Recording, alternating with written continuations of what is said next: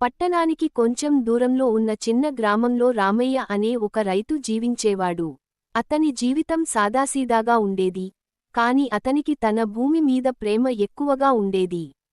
ఉదయం తెల్లవారక ముందే లేచి పొలానికి వెళ్లి పని చేయడం, సాయంత్రం వరకు నాట్లు, నీరు, ఎరువులు, కలుపు తీయడం లాంటి వ్యవసాయ పనులు చేయడం అతని నిత్యకృత్యం. రామయ్య వద్ద పెద్దగా భూమి లేదు, కేవలం 2 ఎకరాల పొలం మాత్రమే.